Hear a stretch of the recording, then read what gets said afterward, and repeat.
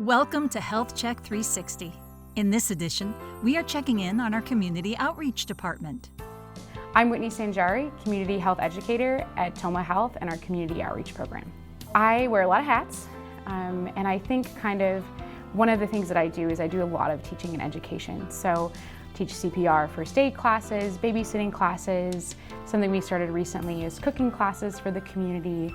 So really, I plan events for the hospital that also have educational information at them. So a lot of what I do is around connecting the community to needed resources, skills, and education. By participating in community events, Toma Health can make connections with people in need of our services. Toma Health sponsors the Healthy Aging Expo, the Women's Health Night, and the Men's Health Night. We also play a large role in National Night Out in partnership with the police department. So Toma Health really does a lot of the coordinating and sponsorship of those events. And what they do, again, is they're connecting the community members to resources in this area. And I think people they need reminders because you just forget, like, what are the things that are available to me in this area? And that's what a lot of those events do, is they connect community members to resources available. I think it's really important to have a presence in the community so that people, it's not just an organization, like we have individual faces behind it. And so we have our staff that are there, that are talking with patients, that can ask questions, which is not like a setting. You don't get to ask a lot of medical questions without having to pay for it usually. So it's a really cool service that we offer, that we allow staff to interact with the community, and that people can come and ask some of those questions and see, like, am I a good fit for some of the services that we offer here? Toma Health offers educational classes to promote healthy skills in the community. These classes include a Safe Sitter course for preteens, childhood education courses for new and expecting parents, and cooking classes.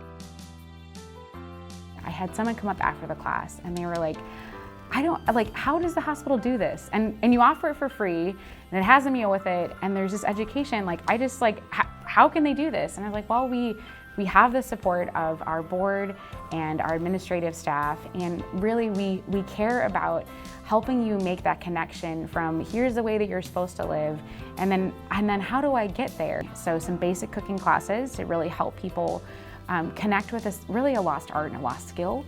And so we've started the Feeding Your Baby in the First Year class. We have a pantry class. We've partnered with an organization to do a canning class.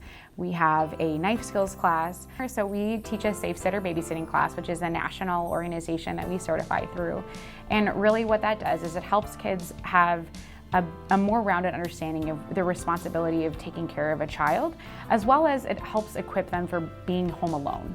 And how do I do that safely? That's something really neat that we've been able to offer our community, because we're a small community, and I think it's a wonderful thing that the hospital does, that we can offer these kind of services and education and skills-based learning to our community at no cost. Toma Health hosts a Parkinson's support group and cancer survivorship group. Both groups meet on a monthly basis.